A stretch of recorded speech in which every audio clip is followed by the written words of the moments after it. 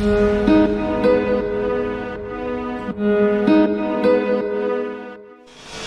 to today's class. Today we will first discuss characteristics of the gravitational force. Then we will write down the expressions for mass of Earth, density of Earth. Then we will derive the expression for acceleration due to gravity.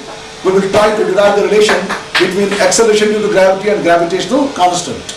And then we will study variation of acceleration due to gravity with height, with altitude. So let us begin. First we will discuss the characteristics of gravitational force.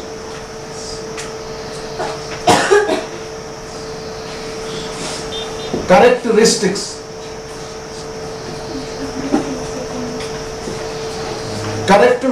of gravitational force.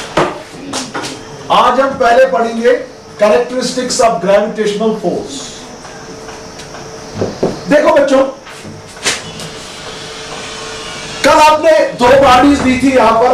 ये थी body ए, इसका मास था m1. ये थी body B, इसका मास था m2. इनके दरमियान आपने जो डिस्टेंस ली थी वो ली थी आपने r. आपने ये भी देखा कल, जो F12 था वो था ग्रेविटेशनल फोर्स जो एक्सर्ट किया बॉडी बी ने किस पे, बॉडी ए पे. तो आपने ये भी देखा कि F21 जो था वो था ग्रेविटेशनल फोर्स जो बॉडी ए ने किस पे एक्सर्ट किया था, बॉडी बी पे. जब आपने इस न्यूटन्स लॉ ऑफ ग्रेविटेशन को वेक्टर फॉर्म में लिखा था तो आपको यह निकला था कि F12 जो है this is equal to minus times F21. यानी जो ये ग्रेविटेशनल फोर्सेस थे ये थे action reaction pairs. They form action reaction pairs. मतलब जितना ग्रेविटेशनल फोर्स बॉडी बी ने एक्सर्ट किया किस पे, बॉडी ए पे, उतना ही वापस बॉडी ए ने किस पे किया, बॉडी बी पे. But these two forces they were equal in magnitude but opposite in direction. तो आपने ये भी प्रूव किया वहां पर कि जो ये ग्रेविटेशनल फोर्सेस है they form action reaction pair. ठीक है ना. It means the gravitational force exerted by one body on the other body is equal and opposite to the gravitational force exerted by the second body on the first body. तो पहला characteristics जो था वो आपने prove किया था कि gravitational forces form an action reaction pair. Gravitational forces form an action reaction pair. इसका मतलब है कि जो ये न्यूटन्स लॉ ऑफ ग्रेविटेशन है ये ओबे करता है Newton's third law of motion. Action reaction pair का मतलब हुआ कि जो फोर्स एक बॉडी दूसरी बॉडी पे एक्सर्ट करेगी उतना ही force body second first body पे एक्सर्ट करेगी, खाली उनका डायरेक्शन जो होगा वो होगा अपोजिट. नंबर सेकंड, मैंने आपको बताया था कि ये जो दो बॉडीज के दरमियान ग्रेविटेशनल फोर्स है, this gravitational force always acts along the line joining the centres of the two bodies. मैंने बताया था कि ग्रेविटेशनल फोर्स जो था, ठीक है ना, वो फोर्स जो है वो हमेशा एक्ट करता है along the line joining the centres of two bodies. मैंने वहां पर आपको बताया था कि जो ग्रेविटेशनल फोर्स है it is a central force. Gravitational force is a central force. What is a central force? Because this gravitational force acts along the line joining the centres of two bodies. ये एक body है, ये दूसरी body है, ये line है, इस line ने इन दो बॉडीज के सेंटर्स ज्वाइन की. जो ये ग्रेविटेशनल फोर्स है ये इसी लाइन पे एक्ट करता है. इसीलिए जो ग्रेविटेशनल फोर्स है इसको हम कहते हैं बच्चों central force. What is this called as central force? Because this gravitational force this acts along the line joining the centres of the two bodies. ठीक है ना. Gravitational forces are central forces because these gravitational forces they act along the line joining the centers of the two bodies. This was the characteristic number 2. Characteristics number 3. जो gravitational force दो bodies के दरमियान होगा, this is independent of the nature of the medium between the two bodies. ये body ए है, ये body B है. इन दो बॉडीज के दरमियान जो ये मीडियम है, इस पे ग्रेविटेशनल फोर्स डिपेंड नहीं करता है. इस पे ग्रेविटेशनल फोर्स डिपेंड नहीं करता है। इट मींस कि अगर ये मीडियम वैक्यूम होगा या फिर ये मीडियम क्या होगा, फिर ये मीडियम कोई वाटर होगा, ग्रेविटेशनल फोर्स पे इफेक्ट पड़ने वाला नहीं है, because it is independent of the nature of the medium between the two bodies. तीसरा, gravitational force is independent of the nature of medium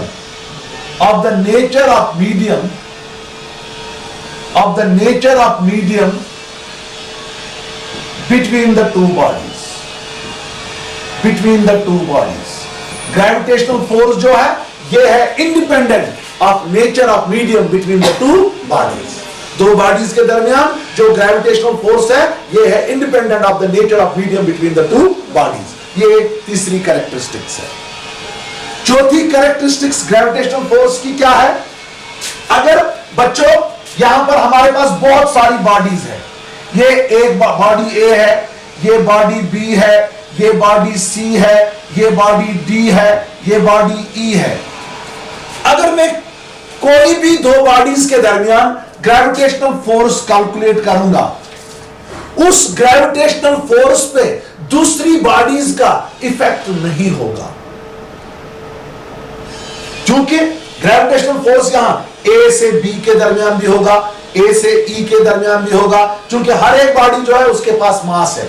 लेकिन जब मैं किसी भी दो बॉडीज के दरमियान ग्रेविटेशनल फोर्स निकालूंगा, उस ग्रेविटेशनल फोर्स पे बाकी बॉडीज का इफेक्ट नहीं पड़ता है। मैं ऐसे बोलूंगा, gravitational force between two bodies is unaffected by the presence of the other body. Gravitational force between two bodies is unaffected by the presence of other bodies. इन दो बॉडीज के दरमियान जो ग्रेविटेशनल फोर्स है, इस पे इस बॉडी का इफेक्ट कुछ नहीं होगा। ठीक है, तो this is the fourth characteristics. Gravitational force between two bodies is independent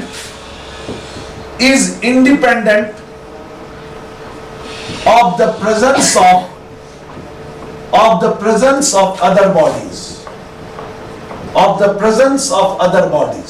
Gravitational force between two bodies is independent of the presence of other bodies. ठीक है। पांचवी, जो ये ग्रेविटेशनल फोर्स है ये सबसे वीकेस्ट फोर्स माना जाता है। Gravitational force is the weakest of all the forces. ठीक है ना, इस वक्त जो ग्रेविटेशनल फोर्स होगा वो इन दो लड़कियों के दरमियान ग्रेविटेशनल फोर्स होगा, लेकिन हमें नजर ही नहीं आ रहा। क्यों नहीं नजर आ रहा? Because it is the weakest force. ये जो लड़की बैठी है मेरी बेटी, इस पे दो ग्रेविटेशनल फोर्सेस एक्ट होंगे इस वक्त। एक होगा अब the gravitational force exerted by this girl on the parsa, ठीक है ना। सेकंड होगा जो ग्रेविटेशनल फोर्स इस गर्ल पे अर्थ एक्सर्ट कर रहा होगा।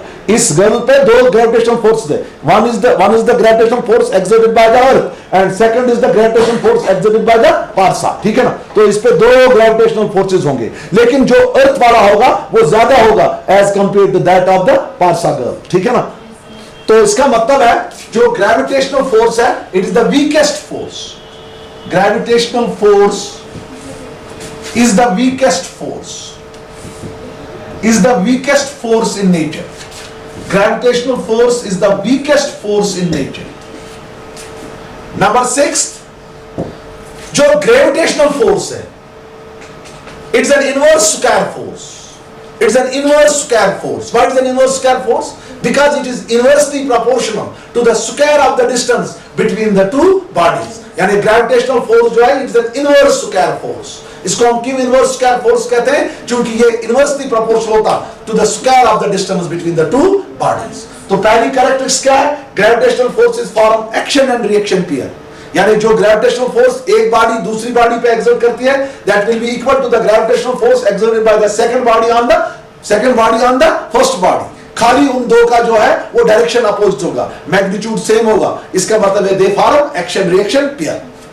Second, gravitational force is a central force because it always acts along the line joining the centers of the two bodies. Gravitational force is independent of the nature of the medium between the two bodies. दो bodies के दरमियान जो medium होगा उस पे gravitational force depend नहीं करता है. तीसरा, gravitational force between two bodies is independent of the presence of other bodies. अगर हम दो bodies के दरमियान gravitational force calculate करेंगे उस पे दूसरी bodies का असर नहीं होगा. Gravitational forces obey inverse square law. क्यों ये ओबे करते हैं इनवर्स स्क्वायर लॉ? शाबाश, because they are inversely proportional to the square of the distance between the two bodies. Gravitational forces obey inverse square law. Inverse square law. Why? Because gravitational force between two bodies is inversely proportional to the square of the distance between the two bodies. These were the some of the characteristics of gravitational force. What is the distance? Now let us move ahead.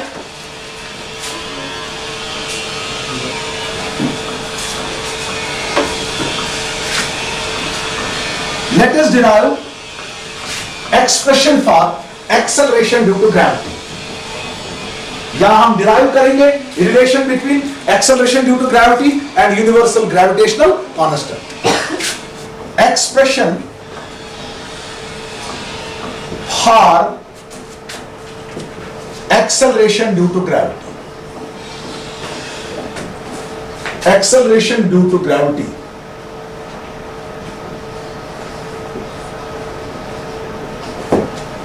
या हम derive करेंगे relation between acceleration due to gravity and gravitational constant. Relation between acceleration due to gravity and universal gravitational constant. देखो बच्चों कैसे derive करेंगे. हमारा earth जो है that is elliptical in shape. अंडा जैसा. अंडा देखा? अंडा जैसा है शेप हमारे अर्थ की. यहां पर हम एज्यूम करेंगे कि हमारा जो अर्थ है it's a perfect sphere. Let us assume that our earth is a perfect sphere. Sphere जो है टेनिस बॉल जैसा है. टेनिस बॉल जो है आपको बॉल जो है बॉल जैसा है. Let us assume that our earth is a perfect sphere having center O and radius R. मैंने assume किया कि जो मेरा अर्थ है ये परफेक्ट स्फीयर है जिसका सेंटर O है और रेडियस क्या है? R. मैंने assume किया कि हमारा अर्थ जो है ये है परफेक्ट स्फीयर, इसका सेंटर O है और रेडियस क्या है? R. सपोज M जो है कैपिटल M वो मैं लूंगा mass of earth. Mass of earth capital M में दूंगा जो है वो मैं लूंगा मास ऑफ अर्थ. सपोज मैं एज्यूम करूंगा जो ये मास ऑफ अर्थ है this is concentrated at the centre of earth. यानी मैं यहां पर एज्यूम कर रहा हूं कि जो ये अर्थ का सारा मास है ये प्रेजेंट है कहां पर? अर्थ के सेंटर पे. मैंने पहले एजम्पशन की कि let us assume that our earth is a perfect sphere having center O and radius R. Suppose जो मेरा अर्थ है इसकी मास क्या है? M. Suppose अर्थ की ये सारी मास जो है सारी मास suppose that is concentrated at its center. What is its center? O. ठीक है ना? Suppose this is the surface of earth. This circumference of earth will act as what? Surface of the earth. ये ball जैसे है ना tennis ball. तो tennis ball का जो है ना वो ऊपर वाला तो that will act as the surface of the ball. इसी तरह this is the surface of the earth. Suppose इस सरफेस ऑफ द अर्थ पे इस पॉइंट पे हमारे पास एक बॉडी है. इस बॉडी का मास है स्मॉल m. ठीक है ना? इस बॉडी का मास क्या है? Small m. m जो है that is the mass of a body lying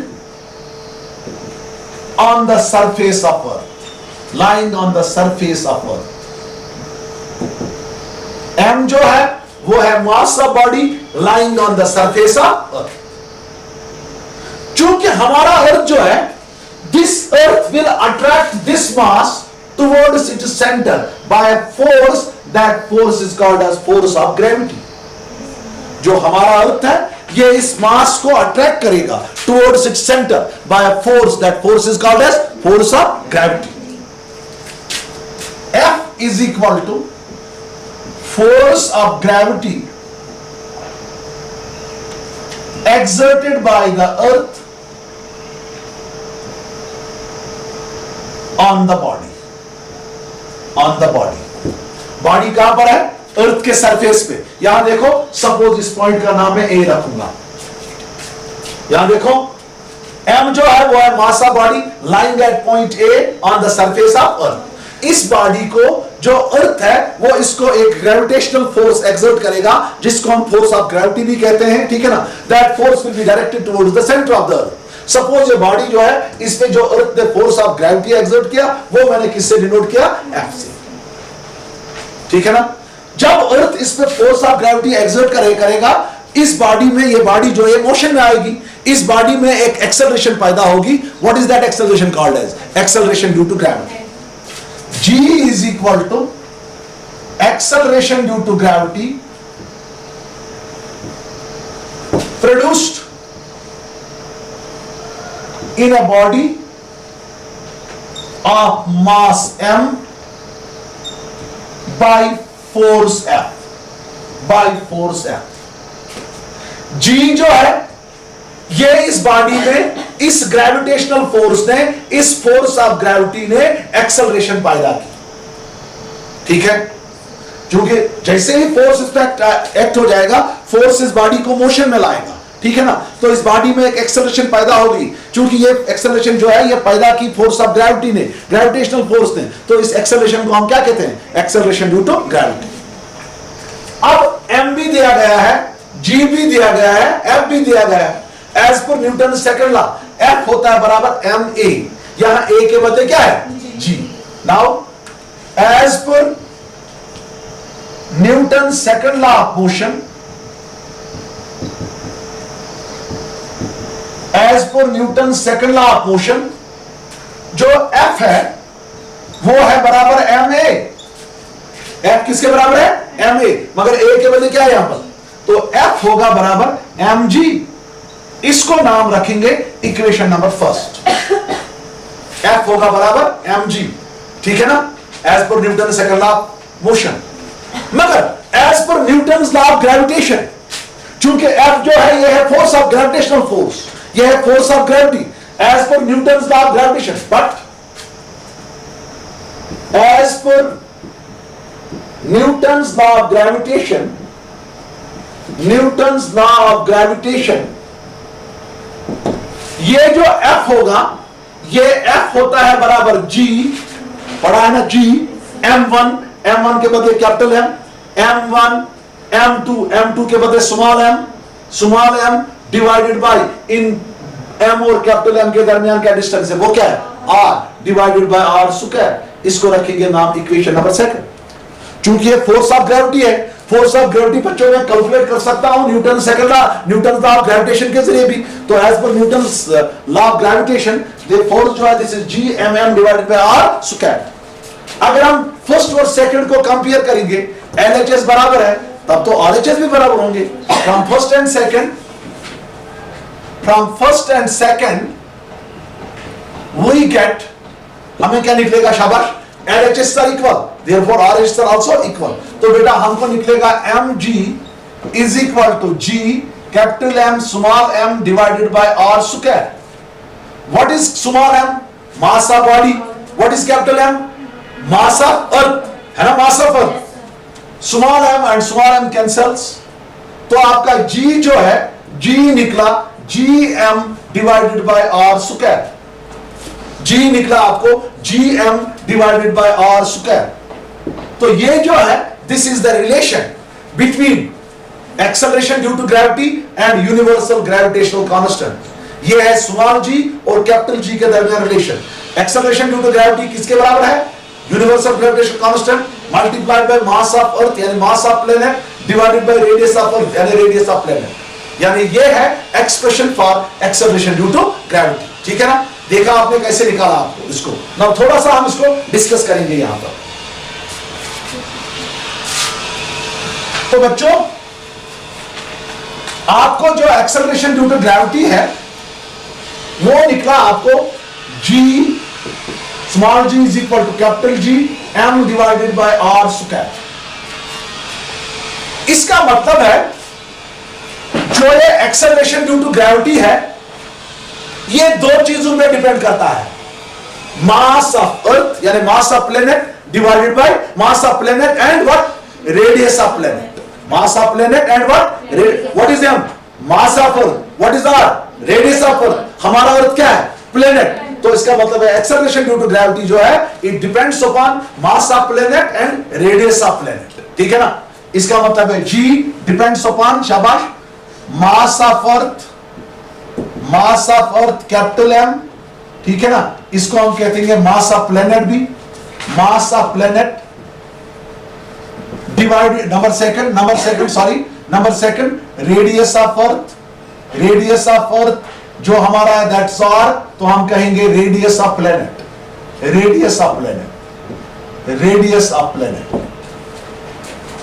तो ये इसने डिपेंड किया मास ऑफ अर्थ है ना, मास ऑफ अर्थ है m, ठीक है, उसको मास ऑफ प्लेनेट भी कहते हैं। सेकंड रेडियस ऑफ अर्थ को हम रेडियस ऑफ प्लेनेट भी कहते हैं, ठीक है ना। ये बॉडी के मास पे डिपेंडेंट नहीं है, बॉडी के मास पे डिपेंडेंट नहीं। Number third, independent of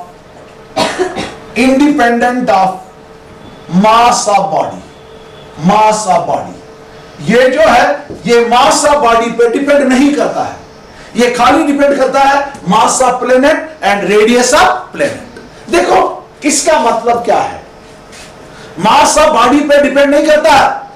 suppose इस पॉइंट पे मैं एक हाथी को रखूंगा, एलिफेंट, और एक आंट को रखूंगा, एक चोंटी को रखूंगा। एलिफेंट का मास ज्यादा है, चोंटी का मास कम है, लेकिन जी जो होगा वो दोनों के लिए सेम होगा। क्यों होगा जी दोनों के लिए same? Because g doesn't depend upon the mass of the body, so the acceleration due to gravity produced in an elephant will be same as that produced in an ant, although ant have negligible mass. It is because acceleration due to gravity doesn't depend upon the mass of the body, it depends only on the mass of the planet and radius of the planet. Larger the mass of body, larger the mass of planet, larger will be the acceleration due to gravity, ठीक है ना। Larger the radius of planet, smaller will be the acceleration due to gravity, ठीक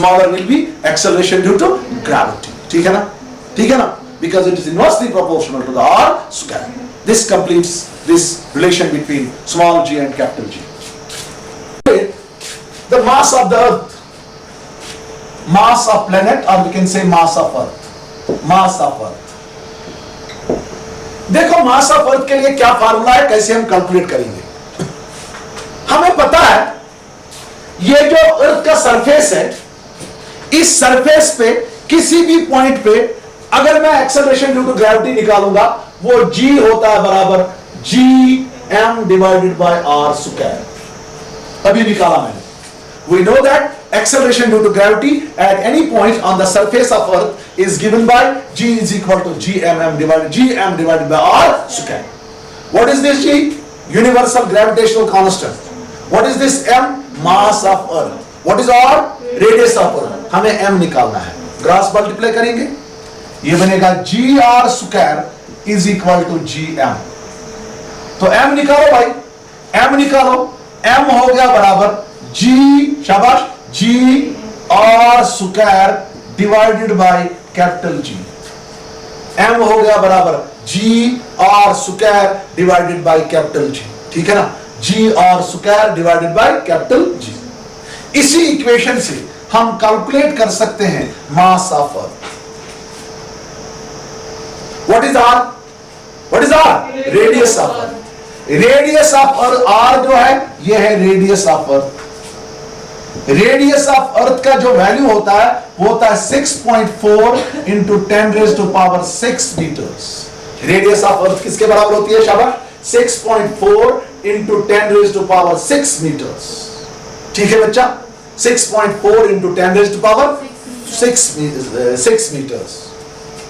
g जो होगा at any point on this surface of the earth, g का value लेते हैं हम 9.8 मीटर्स पर सेकंड स्क्वायर, ठीक है। Capital G universal gravitational constant का वैल्यू कल हमने निकाला, कितना निकाला? 6.67 वही है, इंटू 10⁻⁻11 शाबाश newton metre square kg raised to power -2. 6.67 into 10 raised to power -11 newton metre square kg raised to power -2. जब हम इस इक्वेशन में इस पे सब्स्टिट्यूट करेंगे, हम इस इक्वेशन में आपका मास निकलेगा, दे दो वैल्यू, तो मास ऑफ अर्थ जो है वो ऐसे निकलेगा, m is equal to g का वैल्यू दे दो, शाबाश, 9.8 इंटू r का दे दो, वो क्या r का क्या है 6.4 इंटू 10 रेज टू पावर 6 का होल स्क्वायर, ठीक है, डिवाइडेड बाय कैपिटल G का वैल्यू दे दो, वो क्या है 6.67 into 10 raise to power -11, r जो है वो दो बार आया, ठीक है ना। तो आपका मास ऑफ अर्थ का जो है वो वैल्यू आप जब कैलकुलेट करेंगे वो निकलेगा आपको 5.98 into 10 raise to power 24 kg। तो मास ऑफ अर्थ जो है वो कितना है, शाबाश, 5.98 into 10 raise to power 24 kg, ठीक है। इससे हम कैलकुलेट कर सकते हैं मास of earth, mass of earth, ठीक है। Expression for density of earth, density of earth,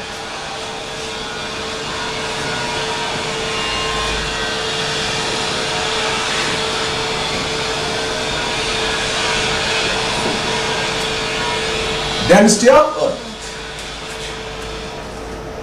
ठीक है ना। यहां पर भी हम एज्यूम करेंगे कि हमारा जो अर्थ है this is a perfect sphere having centre O, और इसका जो रेडियस है वो r लेंगे, और इसका जो मास है वो कैपिटल M लेंगे, ठीक है ना। हमारा अर्थ जो है वो है परफेक्ट स्फीयर जिसका सेंटर O है, रेडियस r है और मास m है, और हम एज्यूम करेंगे जो मास है that is at it is centre, ठीक है, ठीक है।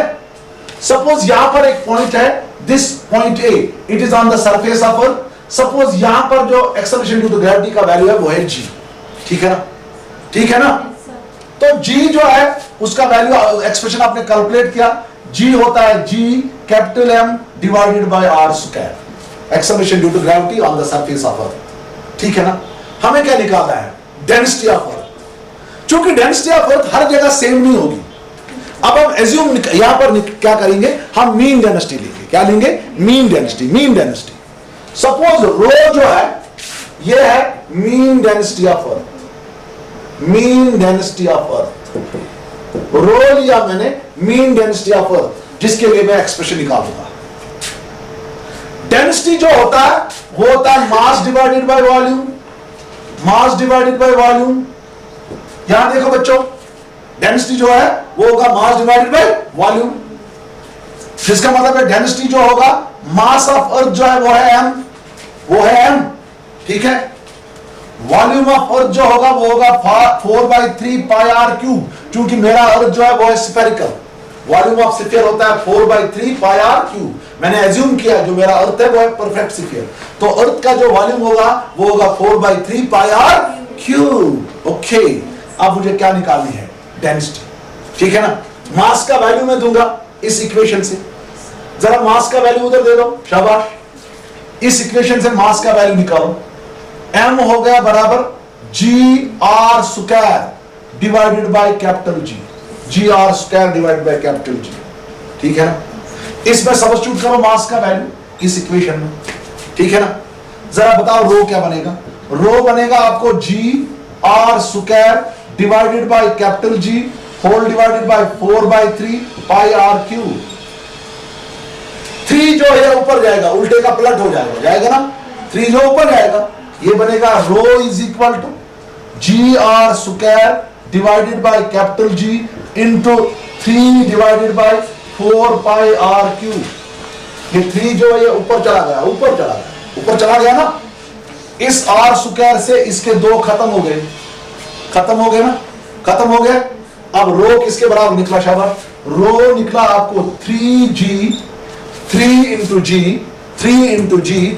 जी, ठीक है ना, डिवाइडेड बाय 4 पाई, उसके बाद कैपिटल G, उसके बाद R, 3G divided by 4 pi capital G into R।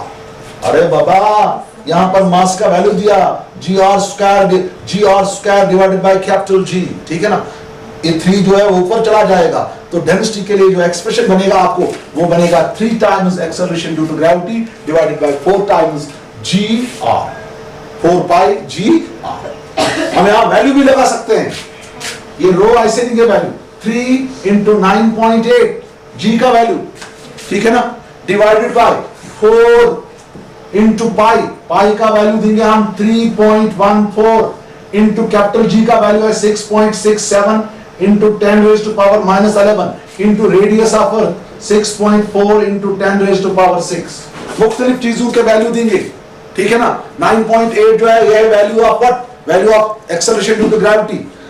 पाई जो है ये 3.14, ये वैल्यू जी जो है वो है 6.6 इंटू 10 रेज पावर माइनस 11, ठीक है ना, minus 11 into 6.4 into 10 raise power 6।